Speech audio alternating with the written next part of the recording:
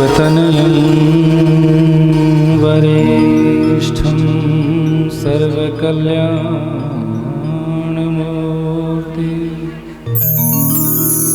परुषकमलहस्तं शोभितं मोदके अरुणपुष्पमाला व्यालयज्ञोपवीति मम हृदयं कुरु निवासं श्रीगणेशं नमामि। अज्ञानतिमिरान्धस्य ज्ञानाञ्जनशलाकया चक्षुरुन्मीलितं येन तस्मै श्रीगुरवे नमः। राधाभक्तहरिर्ज्ञानं ताभ्यां या च समन्विता तां श्रीभागवतीं गाथां वन्दे युगलरूपिणी।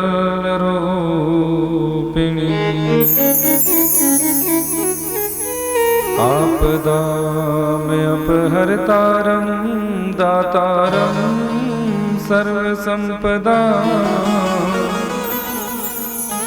लोकाभिरामं श्रीरामं भूयो भूयो नमाम्यहम्।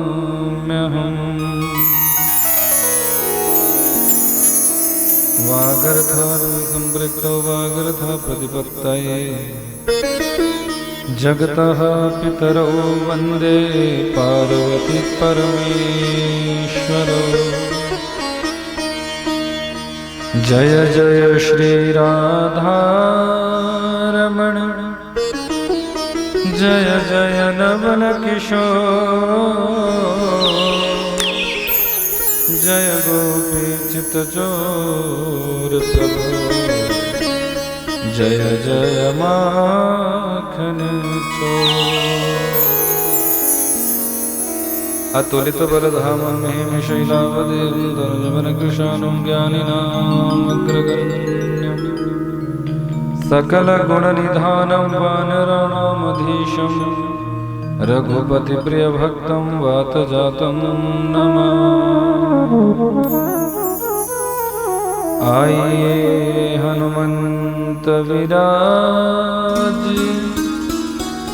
कथा करूं मत अनुसार प्रेम सहित गादी धरो विराजे पवन कुमार विराजे पवन कुमार।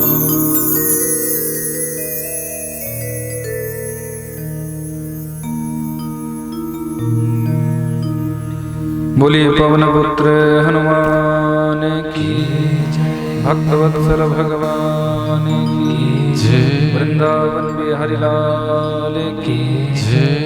रामदेव भगवान की जय। स्थानदेव भगवान की जय। वासुदेव भगवान की जय। शत्रुपाल भगवान की जय। सत्य सनातन वैदिक धर्म की जय।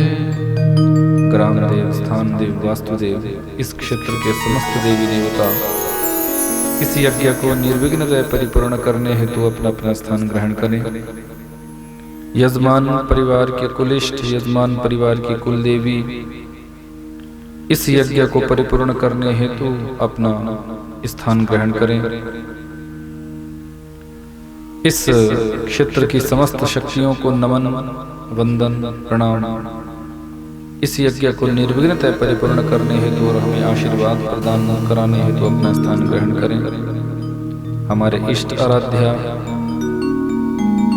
इस यज्ञ को निर्विघ्नतः परिपूर्ण करने हेतु और अपना आशीर्वाद प्रदान करने हेतु अपना अपना स्थान ग्रहण करें। समस्त संत ब्राह्मण बंधुजन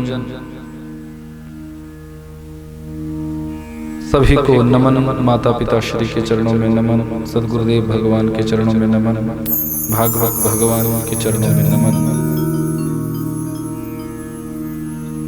बोले वृंदावन में हरिलाल की जय, नंद नंदन सरकार की जय, कृष्ण कन्हैया लाल की जय, सत्य सनातन वैदिक धर्म की जय, माता पिता श्री की जय, सद्गुरुदेव भगवान की जय। जय जय श्री राधे, जय जय श्री राधे, जय जय श्री राधे श्याम।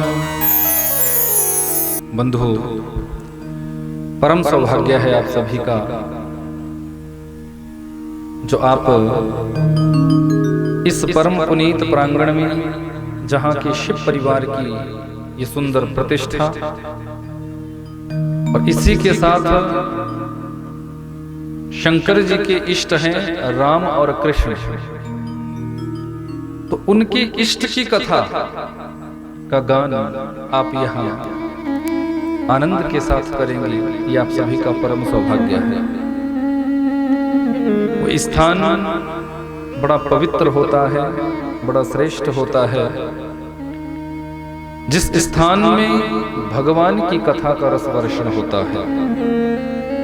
और यहाँ तो पहले ही ये देवस्थान है, एक तरफ हनुमान जी और दूसरी तरफ शंकर जी भोलेनाथ विराजमान होंगे, और यहाँ ठाकुर जी की कथा का सुंदर प्रवाह, तो त्रिवेणी का प्रवाह यहाँ पर 7 दिनों तक होगा। भागवती गंगा और भागीरथी गंगा दोनों में अंतर है। भागीरथी गंगा में जब आप जाते हैं, गोता लगाते हैं, तो इस शरीर की पवित्रता होती है, लेकिन ये जो भागवती गंगा है, इस भागवती गंगा में जब हम गोता लगाते हैं तो हमारे शरीर की भी पवित्रता हो जाती है और हमारे मन की भी पवित्रता हो जाती है, इसलिए श्रेष्ठ है। गंगा गंगेति यो ब्रूयात् योजनानां शतैरपि मुच्यते सर्वपापेभ्यो विष्णुलोकं स गच्छति। गंगा स्नान करने के बाद हमें वैकुंठ की प्राप्ति होती है, ठाकुर जी के धाम की प्राप्ति होती है। यानी ठाकुर जी के धाम की प्राप्ति होने का मतलब ठाकुर जी की प्राप्ति होती है। लेकिन भागवती गंगा में जब हम गोता लगाते हैं तो जो कार्य मरने के बाद होगा, यानी शरीर शांत होगा, तभी तो ठाकुर जी का धाम मिलेगा, तभी तो ठाकुर जी के धाम में हम जाते हैं। लेकिन भागवती गंगा में जब हम गोता लगाते हैं कि सद्यो हृदय वरुध्यते अत्र कृतिभिः शुश्रूषुभिस्तत्क्षणा, श्रीमद् भागवत में आया कि जैसे ही हमारे मन में भगवान की कथा सुनने का संकल्प जागृत होता है, हमने मन में ऐसा भाव लाया कि हमें कथा सुनने जाना है, जैसे ही तुमने कथा सुनने का संकल्प धारण किया है, तत्क्षण उसी पल मेरे गोविंद की, मेरे ठाकुर की, मेरे बांके बिहारी जी का प्राकट्य उनके हृदय में हो जाता है, जो कथा श्रवण का संकल्प धारण करते हैं। बोले भागवत भगवान की, बांके बिहारी लाल की, ऐसा महत्व है इस कथा का, ऐसी महिमा है इस कथा की। आओ जरा आज महात्म्य दिवस की कथा में मैं प्रवेश करूं, उससे पूर्व चित्त वृत्तियों को शांत करते हुए मन तथा वाणी को सबने पवित्र करना है। सुंदर भाव से 2 घड़ी हम सभी राधा नाम संकीर्तन करेंगे और उसके बाद आज के महात्म्य दिवस की कथा का आनंद लेंगे। आओ जरा ताली सेवा के साथ भाव से हम सभी इस कीर्तन को गाएंगे। श्री राधे राधे राधे गोविंद राधे, श्री राधे राधे राधे गोविंद राधे। राधे सभी गाएंगे भाव से ताली सेवा करेंगे।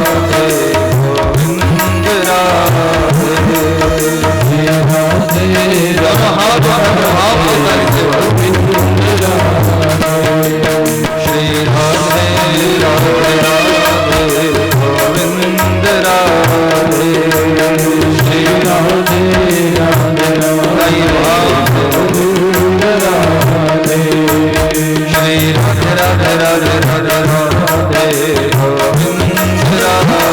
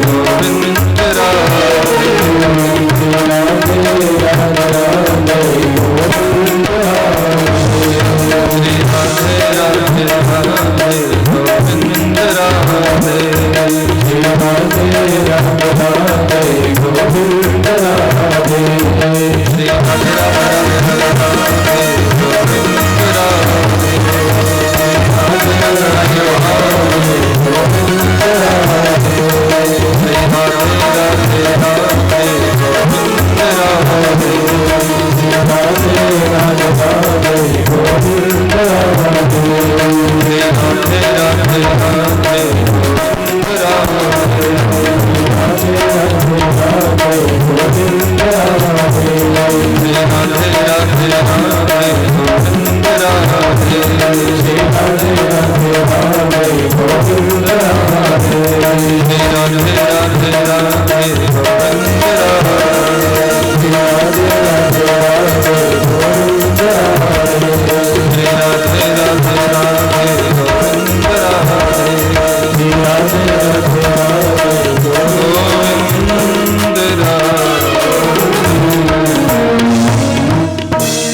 बोली राधा रमण सरकार की।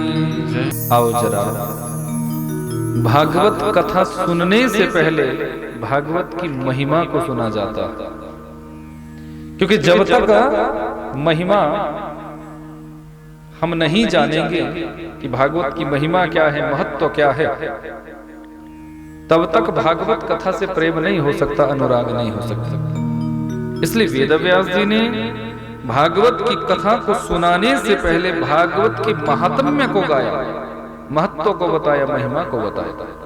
तो आप सभी अपना अपना सर ढके, दोनों हाथ जोड़े, कमर सीधी करें और मैं भागवत महिमा के पहले मंत्र का गान कर रहा हूं कि सच्चिदानंद रूपाय विश्वोत्पत्त्यादि हेतवे तापत्रय विनाशाय श्री कृष्णाय वयं नुमः। श्री कृष्णाय वयं नुमः। बोले भागवत भगवान की। सच्चिदानंद रूपाय विश्वोत्पत्त्यादि हेतवे तापत्रय विनाशाय श्री कृष्णाय वयं नुमः। हम सभी अपने जीवन में कहते हैं सच्चिदानंद सच्चिदानंद सच्चिदानंद, पर वो सच्चिदानंद है कौन? कभी विचार किया तो बताया सत चित आनंद, तीन शब्दों के मेल से सच्चिदानंद शब्द की व्युत्पत्ति होती है। सत का मतलब जो अविनाशी है, सत का मतलब जो पहले भी था, वर्तमान में भी है और भविष्य में भी बना रहेगा। यानी मेरे नारायण मेरे गोविंद सत्य स्वरूप है। दूसरी बात कही चित्त की। चित्त का मतलब होता है बुद्धि, चित्त का मतलब होता है मति, चित्त का मतलब होता है देदीप्यमानता, चित्त का मतलब होता है ओजस्विता। वो परात्पर प्रभु चित्त स्वरूप भी है। करोड़ों सूर्यों का प्रकाश भी उनकी आभा को मलिन नहीं कर सकता। उनकी आभा के सामने करोड़ों सूर्यों का प्रकाश फीका पड़ जाता है। वो चित्त स्वरूप है। और तीसरी बात कही है आनंद की। मेरे गोविंद आनंद स्वरूप है। हम गलती क्या करते हैं? हम संसार की वस्तुओं में आनंद को खोजते हैं, पर क्या संसार की वस्तुओं में आनंद मिल सकता है? क्या संसार की किसी भी वस्तु में आनंद नहीं मिल सकता। आनंद का आभास मात्र होता है। और वास्तविकता ये है कि संसार की किसी भी वस्तु में हमें आनंद की प्राप्ति नहीं हो सकती, लेकिन मेरे गोविंद की कथा में आनंद मिलता है, मेरे नारायण की दर्शनों में आनंद मिलता है। यहां एक पिंडी तो है हनुमान जी की, मूर्ति तो अभी शंकर जी की यहां विराजमान होगी, वो आप देख रहे हैं, दर्शन कर रहे हैं, लेकिन उससे पूर्व तो यहां सिर्फ और सिर्फ एक पिंडी तो है। आप यहां सैकड़ों बार आते होंगे, दर्शन करते होंगे, पर कभी ऐसा तो नहीं लगता होगा कि अब ये हनुमान जी पुराने हो गए, इनका दर्शन कौन करे।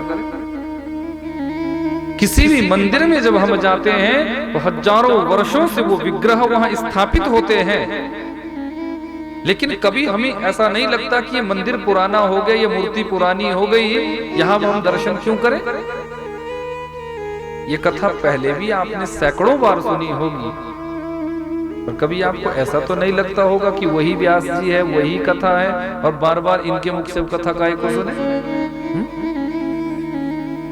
जब जब भी भगवान की कथा सुनोगे तब तब ये नित्य नवीन ही लगती है। जब जब आप मंदिर में दर्शन करने जाते हैं, वहां आपको उन विग्रहों का दर्शन, उन मूर्तियों का दर्शन नित्य नवीन ही लगता है। क्यों? क्योंकि वो आनंद स्वरूप है, आनंद देने वाले हैं। इसलिए कहा सच्चिदानंद रूपाय विश्वोत्पत्त्यादि हेतवे तापत्रय विनाशाय श्री कृष्णाय वयम नमः। आदि दैविक, आदि भौतिक, आध्यात्मिक, इन तीन प्रकार के तापों का उन्मूलन करती है ये भगवान की कथा। इसलिए प्रत्येक जीव को भगवान की कथा का रसपान करना चाहिए। श्री कृष्णाय वयम नुमः। वेद व्यास जी ने तो यहां तक लिख दिया कि उन गोविंद को, उन नारायण को हम सभी प्रणाम करते हैं, क्योंकि अकेले व्यास जी प्रणाम नहीं कर रहे हैं। वयम नुमः मतलब हम सभी उनको प्रणाम कर रहे हैं। बोले भागवत भगवान की भागवत महिमा बताई है। आइए चलते हैं उसी परम पुनीत स्थान में जिसे ऋषियों ने नैमिषारण्य कहा है। आज उस नैमिषारण्य में शौनक आदि 88,000 ऋषि एकत्रित हुए हैं, और उसी समय वेद व्यास जी के परम प्रिय शिष्य सूत जी महाराज, जो मात्र 21 वर्ष की अवस्था वाले हैं, उनका पदार्पण हुआ है। ऋषियों ने जब सूत जी को देखा है तो सभी ऋषि खड़े हुए और सूत जी को प्रणाम करने लगे। सूत जी को अच्छा नहीं लगा। क्यों अच्छा नहीं लगा? क्योंकि सूत जी की अवस्था थी 21 वर्ष की, और इन ऋषियों की अवस्था थी सैकड़ों वर्षों की। सूत जी ने कहा कि आप सभी मुझे प्रणाम कर रहे हैं, हमें बिल्कुल भी अच्छा नहीं लग रहा। ऋषियों ने कहा ठीक कह रहे हैं महाराज आप, लेकिन शास्त्र कुछ मर्यादा देते हैं, कुछ व्यवस्था देते हैं। हमारे धर्म ग्रंथ कहते हैं कि धन वृद्धा बल वृद्धा आयु वृद्धा तथैव च ते सर्वेपि ज्ञान वृद्धा किंकरा शिष्य किंकरा। धन वृद्धा, यदि कोई धन में बड़ा है, धनिक सेठ साहूकार कोई अधिक है, तो उसको बड़ा नहीं माना जाएगा। बल वृद्धा, यदि कोई बल में भी बड़ा है तो उसको भी बड़ा नहीं समझा जाएगा। आयु वृद्धा तथैव च, यदि कोई अवस्था में भी बड़ा है, आयु में भी बड़ा है, तो उसको भी बड़ा नहीं माना जाएगा। बोले महाराज ते सर्वेपि ज्ञान वृद्धा, उन सब में जो ज्ञान में बड़ा होता है, जिसके अंदर ज्ञान की बहुलता होती है, जिसके अंदर ज्ञान की अधिकता होती है, वही वास्तव में बड़ा होता है। हे सूत जी महाराज, जिन कथाओं का अभी तक हमने दर्शन मात्र भी नहीं किया है, उन कथाओं को आप अपने पूज्य गुरुदेव वेद व्यास जी के श्रीमुख से रसपान कर चुके हैं। आपके अंदर ज्ञान की अधिकता है, ज्ञान की बहुलता है, इसलिए हम सभी आपको आज प्रणाम कर रहे हैं और आपसे एक निवेदन करना चाहते हैं। निवेदन क्या किया कि श्रेयसाम यद्भवे श्रेयः पावना नाम च पावनम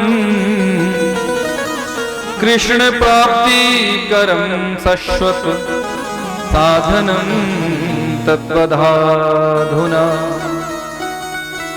निवेदन किया है श्रेयशाम यद भवे श्रेयः पावनानां च पावन। जो समस्त श्रेयस्करों में श्रेयस्करी कथा हो, समस्त पावनों में जो पतित पावनी कथा हो, ऐसा कोई प्रसंग, ऐसी कोई कथा आप हमें सुनाएं। सुताख्या ही कथा सारम मम कर्ण रसायनम। बोले कथा तो बहुत सुन चुके हैं महाराज, पर अब हम कथा का सार सुनना चाहते हैं, कथा का रस तत्व, कथा का निचोड़ सुनना चाहते हैं। गदगद हो गए हैं सूत जी महाराज। हे ऋषियों, तुम्हारी जिज्ञासा को मैं प्रणाम करता हूं। मैं तुम्हें ऐसी कथा सुनाऊंगा जिस कथा के रसपान करने मात्र से तुम्हारे जीवन में गोविंद की भक्ति का अवतरण हो जाएगा, परमात्मा की भक्ति अवतरित हो जाएगी। लेकिन उसके लिए नियम है। नियम बताएं कि जितासनो जित श्वासो जित संगो जितेन्द्रिय स्थूले भगवतां रूपे मनः संधारये धियः। दत्त चित्त होकर एक आसन पर बैठकर हे ऋषियों आप इस कथा को सुनना। अवश्य ही इस कथा के प्रभाव से आपके जीवन में गोविंद की भाव का अवतरण हो जाएगा, गोविंद की प्राप्ति हो जाएगी, गोविंद की भक्ति का प्रवाह हो जाएगा। हे ऋषियों, एक समय संत नारद जी इस धरती के तीर्थों का तीर्थाटन करने निकले। मन में भाव आया कि धरती के तीर्थों का तीर्थाटन कर। लेकिन जिस भी तीर्थ पर संत नारद जी जाते हैं, वहां कहीं भी संत नारद जी को धर्म का दर्शन नहीं हो रहा, शांति नहीं मिल रही, आनंद नहीं मिल रहा। कि कलिना अधर्म मित्रेण धरेयं बाधिताधुना न पश्यं कुत्रचित धर्मः मनः संतोषकारकम्। कहीं भी धर्म का दर्शन, शांति का दर्शन, आनंद की अनुभूति जब संत नारद जी को नहीं हुई, तो भटकते भटकते संत नारद जी श्री धाम वृंदावन पहुंचे। सोचा यहाँ तो साक्षात नारायण सदैव विद्यमान रहते हैं, मेरे गोविंद का ये तो निवास स्थली है, यहाँ तो आनंद की अनुभूति होगी। तो वृंदावन पहुंचने पर क्या देखते हैं कि एक सुंदर नारी जिसकी अगल बगल में दो वृद्ध पुरुष लेटे हुए हैं और बहुत सी सुंदर स्त्रियां उस सुंदर नारी को, सुंदर स्त्री को पंखा ढुला रही है, सेवा में खड़ी हुई है। नारद जी के मन में विचार आया कि पूछूं ये कौन है। फिर सोचा अकेले पुरुष को इतनी स्त्रियों के बीच में नहीं जाना चाहिए, तो मुड़ चले। जैसे ही मुड़े हैं, तुरंत उस सुंदरी ने आवाज दी है कि भो भो साधो क्षणं तिष्ठ मच्चिंताम् अपि नाशय। हे महात्मन, आप कहां जा रहे हैं? मेरी चिंता को दूर करो। सौभाग्य से आपका दर्शन हुआ है, आप आओ और मेरी दुख को, मेरी चिंता को आप दूर करो। नारद जी ने पूछा, देवी आपका परिचय? अहम भक्ति ख्यात, मैं देवी भक्ति हूँ और मैं आपसे निवेदन करना चाहती हूँ कि संसार का नियम है, पहले माता पिता वृद्ध होते हैं, उसके बाद उनकी संतान वृद्ध होती है। पर आप देख सकते हैं मैं तो जवान की जवान हूँ, पर ये जो मेरे अगल बगल में दो वृद्ध पुरुष लेटे हुए हैं, ये मेरे ही दोनों पुत्र ज्ञान और वैराग्य है। मेरी नजरों के सामने मेरे दोनों पुत्र वृद्धावस्था को प्राप्त हो गए। मेरे साथ ऐसा क्यों हुआ? और ये जितनी भी स्त्रियां मुझे पंखा डुला रही है, मेरी सेवा में खड़ी है, आपको आज जानकर आश्चर्य होगा, पर महात्मन ये पूर्ण सत्य है कि दुनिया की जितनी भी नदियां हैं, वो नदियां स्त्री का रूप धारण करके मेरी सेवा में खड़ी हुई है। आपसे बस इतना निवेदन कि मेरे इन दोनों पुत्रों की वृद्धावस्था आप दूर करें। नारद जी मुस्कुराए, बोले देवी चिंता मत करो, अभी दूर करता हूं। तुरंत कमंडलू में से जल लिया है, अभिमंत्रित किया कि वेद वेदांग घोषैश्च गीता पाठेर मुहुर्मुहु। जल छिड़क दिया है, वेद वेदांगों के मंत्रों का उच्चारण किया है, गीता जी के पाठ को बार बार गाया है। थोड़ी देर के लिए तो ज्ञान और वैराग्य खड़े हुए, पर पुनः मूर्छित होकर धरती पर गिर पड़ते हैं। संत नारद जी परेशान हो गए। मैं जितना जानता था उतना मैंने सब सुनाया, लेकिन फिर भी बार बार ये ज्ञान और वैराग्य मूर्छित पड़े हुए हैं।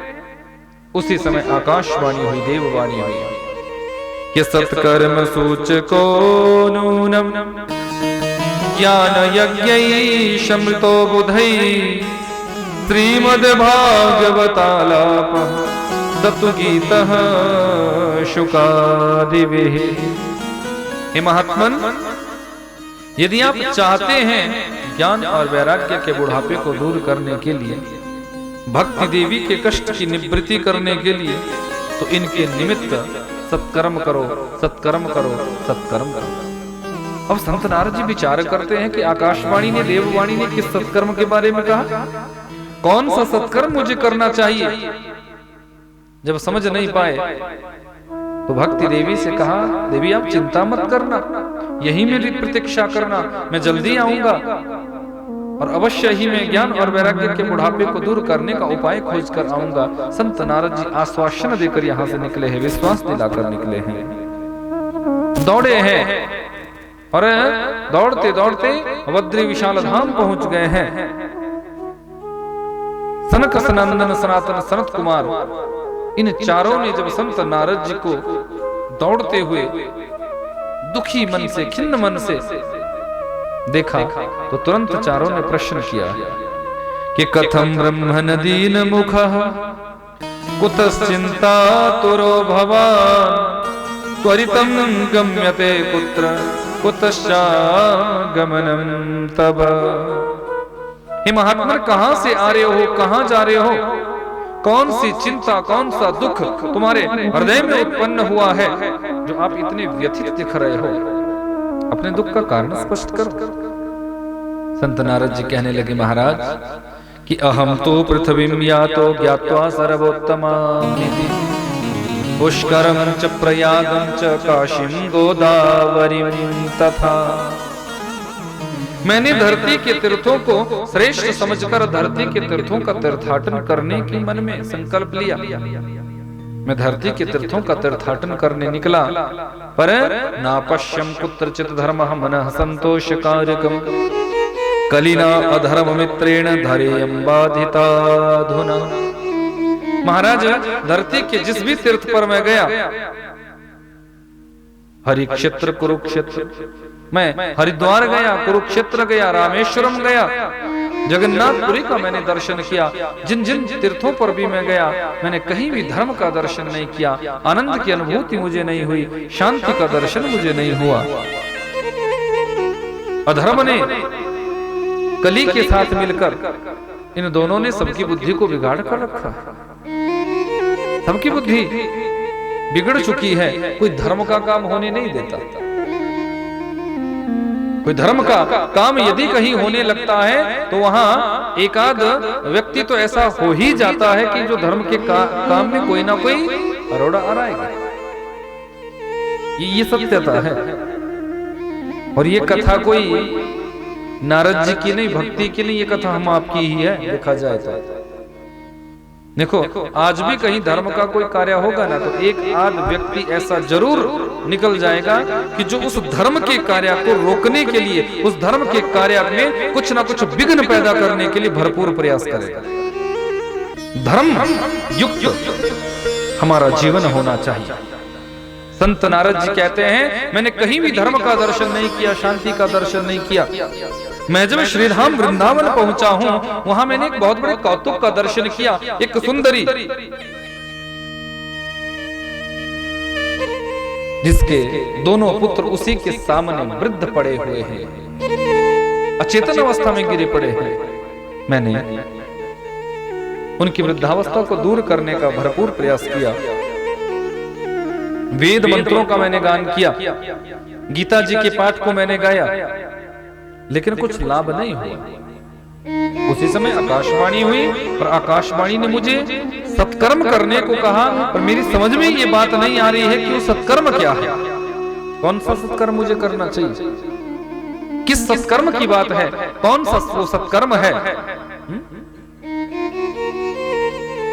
मुझे उस सत्कर्म के बारे में पता ही नहीं है। सनत कुमार मुस्कुराए।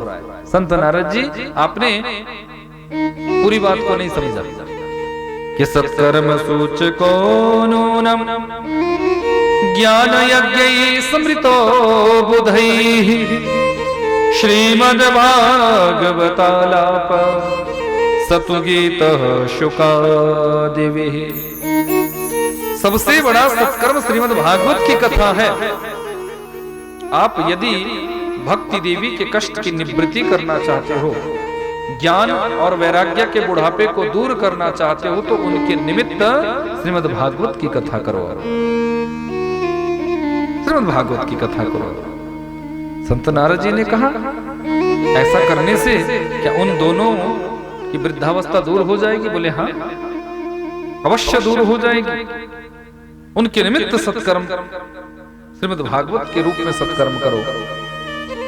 चरणों में प्रणाम किया। महाराज, आप चारों भाइयों से बड़ा कोई वक्ता हो सकता है क्या? आप चारों भाई तो श्रेष्ठ वक्ता है, आप ही इस पुण्य कर्म को करें, आप ही इस पुण्य कर्म को संपादित करें। हाँ अवश्य, लेकिन हम थोड़ा नीचे उतरेंगे। अब भक्ति ज्ञान वैराग्य को अपने साथ थोड़ा यहाँ लाओ, जहां इकट्ठे हो जाएंगे वहीं भागवत कथा का प्रवाह प्रारंभ हो जाएगा। संत नारद जी ने भक्ति ज्ञान वैराग्य को श्रीधाम वृंदावन से उठाया है। सनक सनंदन सनातन सनत कुमार नीचे उतरे हैं। हरिद्वार गंगा जी का पावन तट, यहीं पर इन आठों का मिलना हुआ है। चार है वक्ता और चार है श्रोता। वहीं पर व्यास पीठ लगाई गई। चारों भाई वक्ता के रूप में व्यास मंच पर आसीन हो गए हैं। सामने चार आसन बिछाए गए हैं भक्ति ज्ञान वैराग्य। और संत नारद जी के लिए तुलसी देवी की स्थापना हुई। संत महात्माओं को जब पता चला कि वहां भागवत कथा का आयोजन हो रहा है, तो सारे संत महात्मा वहां एकत्रित हो गए। एक निवेदन और करना चाहूंगा, भगवान की कथा में कभी इनविटेशन कार्ड के, ये नहीं सोचना कि हमें इनविटेशन कार्ड नहीं आया। बहुत से लोग ऐसा सोचते हैं कि हमें निमंत्रण पत्र तो आया ही नहीं, आमंत्रण पत्र आया नहीं, हम कथा में नहीं जाएंगे। भगवान की कथा तो सुनने से भी पता चल जाए ना कि कथा हो रही है, तो तुरंत दौड़ पड़ो, जाओ वहां कथा सुनो। भगवान की कथा के लिए किसी निमंत्रण पत्र की आवश्यकता नहीं होती। प्रमाण है श्रीमद् भागवत में। यहाँ जितने भी यहाँ संत महात्मा, जैसे ही सूचना मिली, पता चला कि नारद जी की व्यवस्था में कथा हो रही है, तो सारे संत महात्मा अमलात्मा वहां श्रोता बनकर समुपस्थित हो गए। अब हमारे यहाँ शिष्य है जगदीश जी, है तो धर्मशाला से, लेकिन हिमाचल प्रेस में यहाँ जॉब कर रहे हैं। जब इनको सूचना मिली कि कथा हो रही है, तो ये तो नहीं कि इनको कोई इनविटेशन कार्ड गया हो, पहुंच गए कथा में। कल ही फोन आ गया था कि गुरुजी हम आ रहे हैं। हमने कहा स्वागत है। और इन्हीं के साथ हमारे पीछे शिष्य बैठे हुए हैं, और इन्हीं से पीछे हमीरपुर से ना, उन्ना से, ये भी हिमाचल प्रेस में सूचना मिली तो आ गए। तो ये थोड़ी भी कि इनको कोई इनविटेशन कार्ड देने गया हो कि तब आप कथा में आना, नहीं। इनके मन में कथा के प्रति श्रद्धा है, कथा के प्रति प्रेम है, कथा के प्रति अनुराग है। जो कथा के प्रति प्रेम रखेगा वो दूर से भी आ जाएगा, और जिसकी श्रद्धा कथा के प्रति नहीं होगी वो बगल में भी कथा नहीं सुन पाएगा। याद रखना, पड़ोस में भी कथा हो रही हो ना, अभागा जो व्यक्ति होगा जिसके भाग्य में नहीं है ना, वो पड़ोस में कथा होने से भी नहीं सुनेगा। कथा पंडाल में जाने की सामर्थ्य ही नहीं बनेगी उसकी।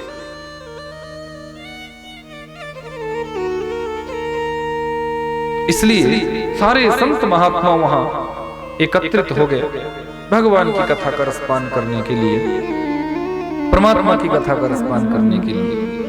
कथा चली है, कथा सुनाते सुनाते आनंद हो रहा है। संत नारद जी ने प्रश्न किया, हे महात्माओं, कि बड़े से बड़ा पापी व्यक्ति यदि भगवान की कथा को सुने तो उस पापी व्यक्ति का कल्याण हो सकता है? यदि पापी व्यक्ति भगवान की कथा को सुन ले तो क्या उस पापी व्यक्ति का कल्याण हो सकता है? सनत कुमार मुस्कुराए। हे देव ऋषि, पापी व्यक्ति कथा को सुनता है तो उसका तो कल्याण हो ही जाता है, इसमें कोई संदेह नहीं, कोई संशय नहीं। लेकिन उससे बड़े आश्चर्य को तुम सुनो,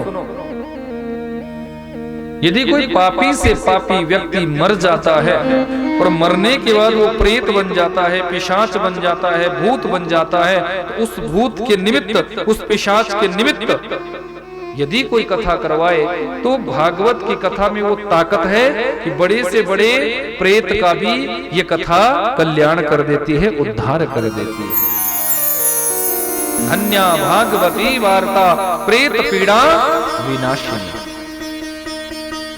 कोई भी दुनिया का ऐसा दोष नहीं है जो भागवत कथा से नष्ट ना हो जाए। इतनी ताकत है भागवत की कथा, पर नियम है उसको श्रद्धा से हम सुने, श्रद्धा से, पूर्ण विश्वास के साथ उस कथा से हमारा संबंध बने। तो नियम पूर्वक कथा नहीं सुनोगे तो कथा का पूरा फल नहीं मिलेगा। फल मिलेगा पर उतना नहीं मिलेगा जितना मिलना चाहिए। भक्तवत्सल भगवान की, भागवत भगवान की। अब नारद जी को समझ में नहीं आया। नारद जी कहने लगे, बोले महाराज एक बात बताओ, जीवन रहते रहते कथा को सुनना, ये बात तो समझ में आ रही है, पर जीवन जब हमारा शांत हो जाता है और मरने के बाद हम भूत प्रेत पिशाच यदि बन गए तो तब कथा कैसे सुनेंगे? फिर कथा कैसे सुनी जाएगी?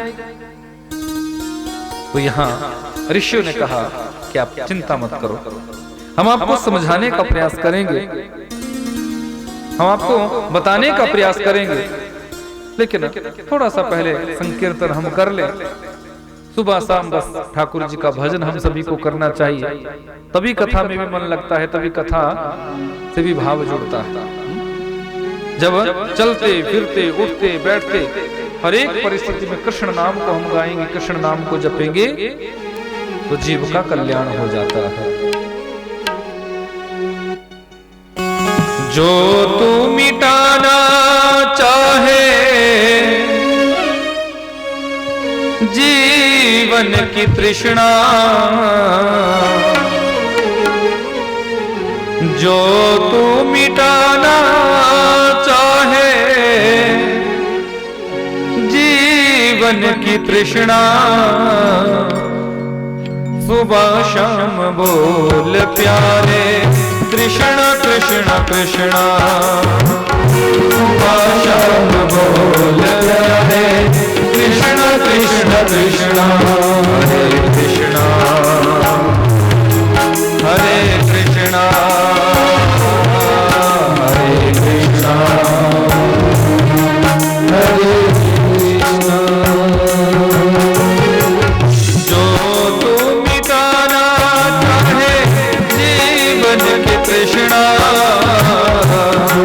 तू मिटाना चाहे जीवन की तृष्णा, जो तू मिटाना चाहे जीवन की तृष्णा, जो तू मिटाना चाहे जीवन की तृष्णा, सुबह शाम बोल प्यारे कृष्ण कृष्ण कृष्ण, सुबह शाम बोल प्यारे कृष्ण कृष्ण कृष्ण।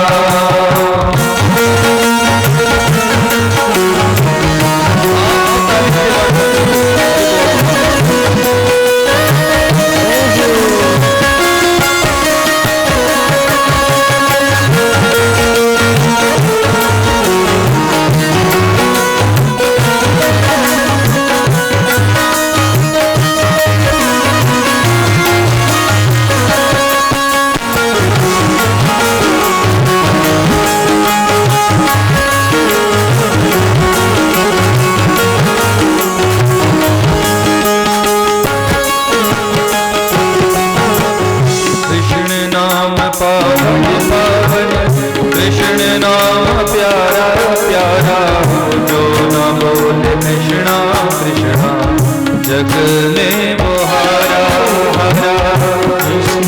नाम पावन पावन, कृष्ण नाम प्यारा, जो न बोले कृष्णा कृष्णा जग में बहारा।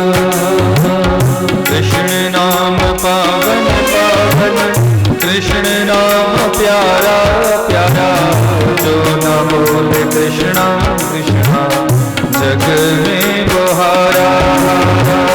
मन का मिटे अंधियारा, बोल कृष्णा कृष्णा, मन का मिटे अंधियारा, बोल कृष्णा कृष्णा, मन का मिटे अंधियारा, बोल कृष्णा कृष्णा, मन का मिटे अंधियारा, बोल कृष्णा कृष्णा। सुबह शाम बोल प्यारे कृष्णा कृष्णा कृष्णा, सुबह शाम बोल प्यारे कृष्ण कृष्ण कृष्णा।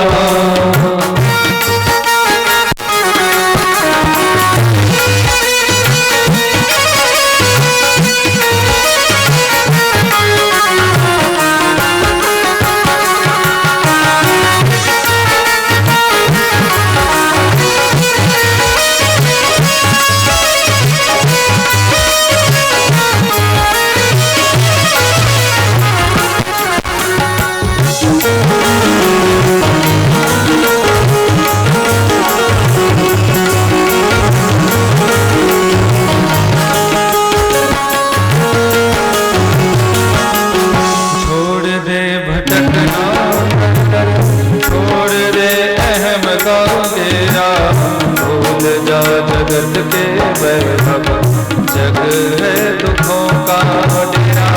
छोड़ दे भटकना घर, छोड़ दे अहम का डेरा, भूल जा जगत के वैभव, जग है दुखों का डेरा। फिरता है मारा मारा, बोल कृष्णा कृष्णा, फिरता है मारा मारा, बोल कृष्णा कृष्णा, फिरता है मारा मारा, बोल कृष्णा कृष्णा, फिरता है मारा मारा, बोल कृष्णा कृष्णा। सुबह बोल प्यारे कृष्णा कृष्णा कृष्णा, सुबह शाम बोल प्यारे कृष्णा कृष्णा कृष्णा। हरे कृष्णा हरे कृष्णा हरे कृष्णा हरे कृष्णा हरे कृष्णा हरे कृष्णा हरे कृष्णा हरे कृष्णा हरे कृष्णा हरे।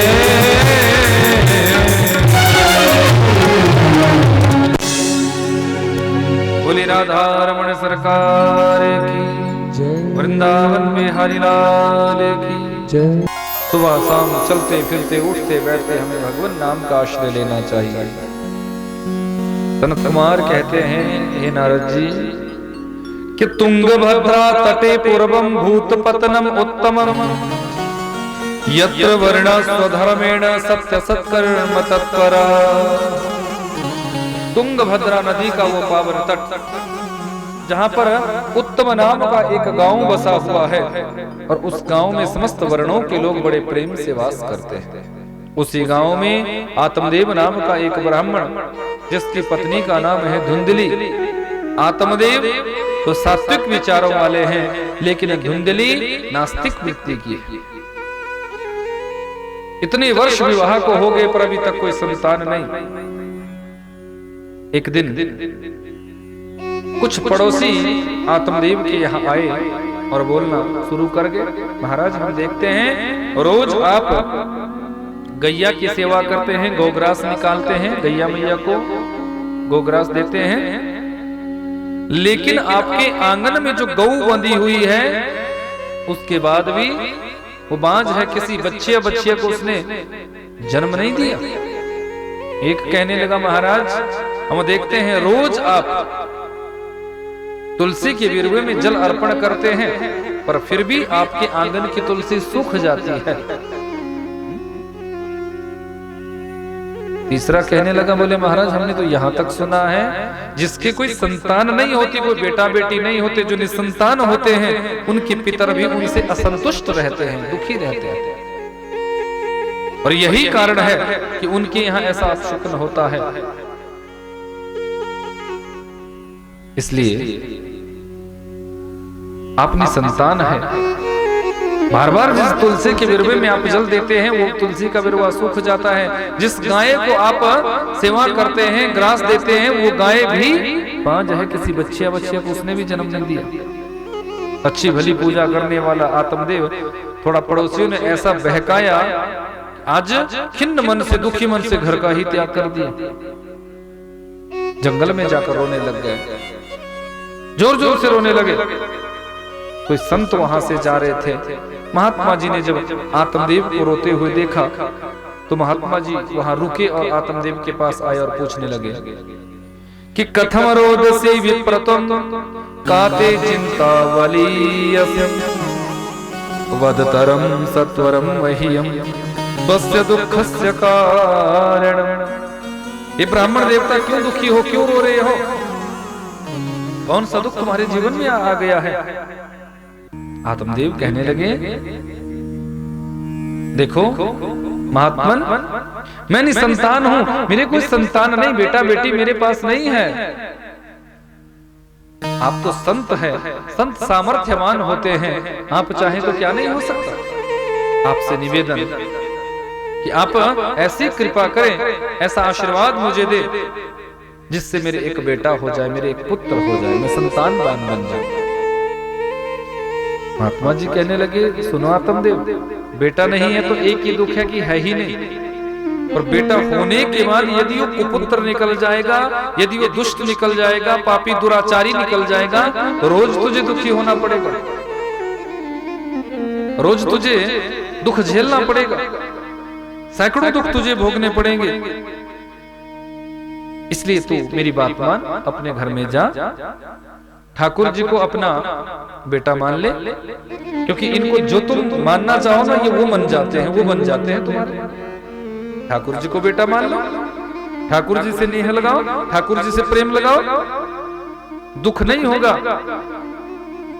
लेकिन जब कोई संत उपदेश करते हैं तो हम उस उपदेश को समझना ही नहीं चाहते, सुनना ही नहीं चाहते। आत्मदेव तो जोर जोर से रोने लगे और सर नीचे पटकने लगे, और ये भी कह दिया कि महाराज यदि आपने पुत्र होने का वरदान मुझे नहीं दिया तो अपना सर पटक पटक कर यहीं अपने प्राणों का त्याग किया। महात्मा जी ने सोचा कि अच्छी मुसीबत मोल ले, ये ब्राह्मण मरेगा और ब्रह्म हत्या का दोष मुझे लगेगा। समझाया तो बहुत, पर जब नहीं माने तो अंत में अपनी झोली में से एक फल निकाला और कहा, लो आत्मदेव ये फल आप लो, इस फल को जाकर अपनी पत्नी को खिलाना, अवश्य ही इस फल के खाने से तुम्हारी पत्नी गर्भवती हो जाएगी और तुम्हारे एक पुत्र हो जाएगा। आत्मदेव बड़े प्रसन्न हुए, दौड़े हैं, पत्नी को फल दिया, पर धुंधली जिसकी मति पर, जिसकी बुद्धि पर अज्ञानता की धुंध चढ़ी हो, वो संत के दिए हुए प्रसाद को कैसे खाएगा। कहने लगी, देखो कितने सीधे हैं मेरे पतिदेव, जैसे किसी ने बहका दिया वैसे बहक गए। अरे फल खाने से भी कभी बेटा होता है, फल खाने से कभी बेटा नहीं हो सकता, पर यदि मेरे पति का इसमें विश्वास है तो मैं इस फल का परीक्षण करूंगी। 6 वर्षों से जो आंगन में गौ बांझ बंधी थी, जाकर उस फल को उस गाय को खिला दिया। संत का दिया हुआ प्रसाद कभी झूठा नहीं होता, ये बात याद रखना। चुटकी विभूत में है खजाना कुबेर का। संत एक धोने से थोड़ी सी विभूति आपको दे दे, उस विभूति में कौन सा खजाना तुम्हारे यहाँ आ जाएगा, कुछ कहा थोड़ी भी जा सकता।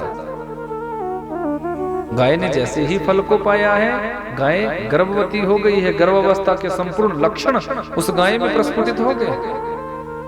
धुंधली को जब इस बात का पता चला तो धुंधली घबराई, पति को पता चलेगा तो पति से डांट पड़ेगी।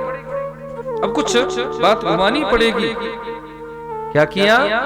इसकी एक सहेली है जिसको बहन की तरह मानती है, इसके यहाँ खूब संतानें हैं, कई संतानें हैं इसके यहाँ, और ये गर्भवती है। कहने लगी बहन देख तू गर्भवती है और मेरे यहाँ अनंत संपत्ति है, मैं अपने पति को समझा दूंगी, मेरे पति तो सीधे साधे हैं, जैसा मैं बोलूंगी वैसे मान जाएंगे, इसलिए तुम्हारी होने वाली जो संतान है इस बच्चे को मुझे दे देना, यही रहना शुरू कर जाओ, देखना तुम्हारा ये बच्चा मेरी संपत्ति का इकलौता वारिश बनेगा। इसको बात अच्छी लगी, 6 महीने पहले से ये इसके साथ रहना शुरू कर गई। ठीक 9 महीने बाद गाय ने एक बच्चे को जन्म दिया है, जिस बच्चे का संपूर्ण शरीर तो मनुष्य की तरह है और उसके कान गाय की तरह है। आत्मदेव को सूचना मिली, आत्मदेव ने इस बच्चे का नाम रखा गोकर्ण। बोली गोकर्ण जी महाराज की। धुंधली की बहन ने भी एक बच्चे को जन्म दिया। आत्मदेव बड़ा प्रसन्न है कि आज तो मेरे यहाँ 2 पुत्र हो गए। गाय ने भी बेटे को जन्म दे दिया, बच्चे को जन्म दे दिया, और मेरी पत्नी ने भी बच्चे को जन्म दिया। सोचा मेरा नाम है आत्मदेव, अपने बेटे का नाम रखूंगा परमात्मदेव। और धुंधली गुस्से में लाल पीली होकर कहने लगी सुनो, बड़े आए अपने नाम से नाम रखने वाले, मेरा नाम है धुंधली और मेरे पुत्र का नाम होगा धुंधुकारी। गोकर्ण पंडितो ज्ञानी धुंधुकारी थी महाकला। जैसा नाम हम अपने बच्चों का रखते हैं, याद रखना हमारे बच्चों पर वैसे ही संस्कार पड़ते हैं। नाम बच्चों का अच्छा रखोगे तो तुम्हारे बच्चों के अंदर संस्कार भी वैसे ही रहेंगे। रिंकू पिंकू टिंकू मिंकू टिट्टू किट्टू ऐसे नाम रखोगे तो भैया फिर संस्कार भी बच्चों में वैसे ही आएंगे। अब वही तुम्हारे कुत्ते का नाम, वही तुम्हारे बच्चे का नाम। आजकल ज्यादा फर्क नहीं है, जो लोग अपने कुत्ते का नाम रखते हैं ना, वही लोग अपने बच्चों का नाम भी मिलता जुलता रख देते हैं। कुत्ते में और बच्चे में कोई अंतर नहीं, विचार करो जरा। और ये तो बात छोड़ो, आज लोग अपने कुत्तों से इतना प्यार करते हैं कि बच्चा भले ही भूखा रह जाए पर कुत्ता भूखा नहीं रहना चाहिए। बच्चा रोता हुआ रह जाएगा पर कुत्ते को गोदी में खिलाएंगे। बच्चा भी फिर ऐसे देखता रहता है कि गलती हो गई, अगला जन्म इस योनि में लेना पड़ेगा, कम से कम प्यार तो मिलेगा। तो निवेदन करना चाहूंगा आप सभी से कि कुत्ते को रोटी दो, अच्छी बात है, कोई मना नहीं, पर इतना भी प्यार कुत्तों से नहीं होना चाहिए कि वही तुम्हारे बेड पे, वही तुम्हारे बिस्तर पे, वही तुम्हारा मुंह चाटे, वही तुम्हारे पूजा रूप में, वही तुम्हारे रसोई घर में बैठा रहे, तो समझ लेना अगले जन्म की तैयारी बना रहे हो। हाँ, भक्तवत्सल भगवान की, बांके बिहारी लाल की। तो नाम ऐसा होना चाहिए जिस नाम का हमारे बच्चों के जीवन में प्रभाव पड़े। भगवान के नाम से संबंधित यदि नाम रखोगे तो घर की व्यस्तता के कारण, गृहस्थी की व्यस्तता के कारण यदि भगवान का नाम नहीं भी ले पाओगे, पर बच्चों का नाम भी 10-20 बार दिन में बुलाओगे ना बच्चों को अपने, तो कम से कम भगवान का नाम तो उच्चारण तुम्हारे मुख से हो जाएगा। इसलिए बच्चों का नामकरण जब भी करो तो ऐसा नाम रखो जो सार्थक हो, जिसमें सार्थकता हो। अब आगे चलकर धुंधुकारी तो महाखल महादुष्ट पापी बना, गोकर्ण जी परम ज्ञानी बने हैं। आज संत की कही हुई वचन, कही हुई बात याद आ रही है आत्मदेव को कि महात्मा जी ने ठीक कहा था, यदि दुष्ट पापी बालक पैदा हो गया तो दुखी होना पड़ेगा। आज आत्मदेव बड़े खिन्न मन से, दुखी मन से बैठे हुए हैं, क्योंकि रोज कोई ना कोई उल्हाना है, कुछ ना कुछ गलत कार्य ये करके आए तो पिता को सब पूछे तुम्हारे बेटे ने ऐसा कर दिया, तुम्हारे बेटे ने ऐसा कर दिया। अब पिता आत्मदेव बड़ा दुखी। तो गोपुत्र गोकर्ण जी आए हैं और अपने पिता को थोड़ा समझाने का प्रयास किया है। पिताश्री, अवश्य ही आप इस संसार को अपना मान बैठे हैं, पर पिताश्री ये संसार कभी किसी का नहीं होता। अरे संसार के बेटा बेटी हमारे कैसे हो सकते हैं? संसार की संपत्ति, घर मकानात, ये संपत्ति, ये वैभव हमारा कैसे हो सकता है जब शरीर भी अपना नहीं? यदि शरीर अच्छा तुम्हारा है, सुंदर तुम हो, ज्ञानी तुम हो, बलवान तुम हो, धनवान तुम हो, उसके बाद तुम्हें अभिमान हो जाए ना, तो समझ लेना जल्दी गिर जाओगे। इस शरीर पर अभिमान कैसा? ये शरीर हमारा है ही नहीं। यदि ये शरीर हमारा होता, शरीर के अंग हमारे होते, तो हमारे अनुसार चलते। पिताश्री, ये आंखें भी हमारी नहीं है। यदि ये आंखें हमारी होती, जिनको हम इतना सुंदर मानते हैं कि इतनी सुंदर आंखें हमारे पास है, यदि ये आंखें हमारी होती, फिर चश्मा मोटा सा क्यों चढ़ जाता है? नजर हमारी कमजोर क्यों हो जाती है? ऑपरेशन करवाना पड़ता है, नकली लेंस फिर तुम डलवाते हो, क्यों? पिताश्री, यदि ये कान हमारे होते तो कान बहरे क्यों हो जाते हैं? इन कानों से सुनाई देना कम क्यों हो जाता है? पिताश्री, यदि ये शरीर हमारा होता तो इस शरीर पर वृद्धावस्था का आवरण क्यों चढ़ जाता है? कोई वृद्ध तो होना नहीं चाहता, कोई बूढ़ा होना चाहता है क्या? सब जवान रहना चाहते हैं। कितनी लीपापोती, कई लोग तो बड़ी लीपापोती करते हैं। चेहरे को तो तुम छुपा लोगे जैसे कैसे, चलो बालों को भी तुमने काला कर दिया, रंग रोगन मेहंदी लगाकर, चेहरे में भी तुमने थोड़ा डेंटिंग पेंटिंग कर ली, पर शरीर से तो तुम्हारे पता ही चल जाता है कि तुम्हारी अवस्था कितनी होगी। कोई बूढ़ा तो नहीं होना चाहता, पर फिर भी ये शरीर वृद्ध होता है। शरीर का प्रत्येक अंग धीरे धीरे धीरे धीरे वृद्धावस्था को प्राप्त होता है।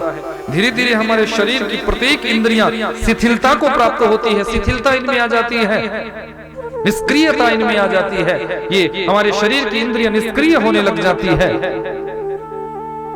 पिताश्री, सत्यता तो ये है कि ये शरीर भी अपना नहीं, शरीर का कोई अंग भी अपना नहीं, फिर अभिमान कैसा, दुख कैसा? ऐसा ज्ञानोपदेश किया कि पिताश्री, मैं शरीर नहीं, मैं आत्मा हूं, इस बोध को जानो, इस ज्ञान को जानो। मैं शरीर हूं, शरीर मेरा है, ऐसा जो भाव रखते हैं वो पल पल में दुखी होते हैं। और मैं शरीर नहीं, मैं आत्मा हूं, ऐसा जो भाव रखते हैं वो हमेशा प्रसन्न रहते हैं। अहम ब्रह्मास्मि, मेरे अंदर ब्रह्म है, और मेरे अंदर यदि ब्रह्म है, मैं उस ब्रह्म के भाव से यदि सराबोर हूं तो दुख कैसा? ब्रह्म तो कभी दुखी नहीं होता, आत्मा तो कभी दुखी नहीं होती। दुख तो शरीर को लगता है, आत्मा को नहीं। उसी समय पिता ने अपने पुत्र के द्वारा जब ज्ञान प्राप्त किया, ज्ञान छोटे से भी लिया जा सकता है, याद रखिएगा। यदि छोटा भी तुम्हें ज्ञान दे, उस ज्ञान को भी तुम्हें जीवन में उतारना चाहिए। गोकर्ण जी ने अपने पिता को आज ज्ञान दिया, पिता ने उस ज्ञान को अपने जीवन में उतारा, घर का त्याग किया और तीर्थों में जाकर भगवान का भजन प्रारंभ किया। तीर्थों का तीर्थाटन करने के लिए गोकर्ण जी भी निकल पड़े। अब धुंधुली और धुंधुकारी दोनों का साम्राज्य 5 वैश्याओं के साथ संसर्ग करता है, मदिरा का पान करता है, गलत चीजों का सेवन करता है, जुआ खेलता है, दुनिया की जितनी भी गंदी आते हैं सब इसमें है। ऐसा दुष्ट, ऐसा पापी। एक दिन अपनी मां को गले से पकड़ लिया, गला घोंट कर मार दूंगा, बता धन कहाँ है, मुझे जुआ खेलने जाना है। माता को बड़ी गलानी हुई, इतने लाड प्यार से जिस पुत्र को मैंने पाला, ये मुझे मार डालना चाहता है, मेरा गला घोंट कर मुझे मारना चाहता है। इस पापी दुष्ट के हाथों मरने से अच्छा है अपने आप मर जाऊं। उठी है और रात्रि में गांव के बाहर एक सूखा कुआं था, उस सूखे कुएं में कूदकर अपने प्राणों का त्याग किया, प्राणों का त्याग। भक्तवत्सल भगवान ने की, अपने प्राणों का त्याग कर दिया। अब तो अकेला धुंधुकारी उन 5 वैश्याओं को अपने पिता के मंदिर जैसे घर को दूषित करने के लिए ये पापी ले आया है, ये पापी लेकर आया है। उन वैश्याओं के साथ रमण करता है। वैश्याएं गणिकाएं तो शरीर की भूखी होती है, धन की भूखी होती है। जब धन का अभाव देखा तो भाग जाने का भय दिखाया। राजा के यहाँ गया है, चोरी करके स्वर्ण धन लाया है। वैश्याओं को पता चला खुद भी मरेगा और हमें भी मरवाएगा। मदिरा पिलाई, बिस्तर से रस्सियों से बांधा, गला घोंट कर मारना चाहा। जब मौत नहीं हुई तो जलते हुए अग्नि की अंगार इसके मुंह में ठूसे हैं। जब अग्नि के अंगार मुंह में ठूसे हैं तो इसका प्राणांत हो गया। अच्छा कर्म कोई किया नहीं था जो मुक्ति होती, इसलिए महाप्रेत बना है, महाप्रेत बना। समय व्यतीत हुआ, तीर्थों पर जब गोकर्ण जी को सूचना मिली तो गया जी में जाकर पिंडदान किया है, तर्पण इत्यादि किया। आए, समय व्यतीत हुआ, गांव में आने का मन हुआ कि चलो अपने पिता के गांव का दर्शन करूं। या निशा सर्वभूतानि तस्याम जागृति संयमी। जब ये संसार सोता है तो संयमी पुरुष जो ज्ञानी लोग होते वो जागते हैं। रात्रि का समय था, अपने पिता के घर में प्रवेश किया तो उसी समय क्या देखता है, सामने एक महाप्रेत कभी हाथी बन जाता है, कभी बैल बन जाता है, कभी घोड़ा बन जाता है, कभी बकरा बन जाता है। गोकर्ण जी समझ गए ये कोई महाप्रेत है। कमंडलू में से जल लिया, अभिमंत्रित किया और उस महाप्रेत पर छिड़का है, तुम कौन हो, अपने वास्तविक रूप में आओ, मुझे क्यों डरा रहे हो। ये महाप्रेत सामने खड़ा हो गया और निवेदन करने लगा, अहम भ्राता त्वदीयोऽस्मि दुंदुकारी इति नामतः स्वकीयेनैव दोषेण ब्रह्मत्वं नाशितं मया। भैया मैं कोई और नहीं, मैं आपका छोटा भाई धुंधुकारी हूँ। धुंधुकारी तुम और प्रेत, तुम प्रेत कैसे हो सकते हो, क्योंकि तुम्हारे मरने की सूचना मुझे गया जी में जब मिली तो मैंने गया जी में तुम्हारे निमित्त पिंडदान किया। अभी महाप्रेत कहता है, गया श्राद्ध शतेनापि मुक्तिरमेन भविष्यति। अरे भैया एक बार तो क्या 100 बार भी मेरे निमित्त गया जी में जाकर पिंडदान करोगे तो भी मेरी मुक्ति नहीं हो सकती। पर मैं जानता हूं जिनका भाई इतना बड़ा ज्ञाता हो उसके भाई की मुक्ति ना हो ऐसा संभव नहीं है। अवश्य ही आप मेरी मुक्ति का कोई उपाय खोजेंगे। आपके चरणों में मेरा नमन है, पर मेरी मुक्ति का उपाय खोजो भैया, यहाँ बड़ा कष्ट हो रहा है। इस प्रेत योनि में बड़ा कष्ट होता है, बड़ी पीड़ा होती है, बड़ी यातनाएं मुझे यहाँ सहन करनी पड़ रही है। आप मेरी मुक्ति का कोई उपाय खोजो। गोकर्ण जी ने कहा चिंता मत करो।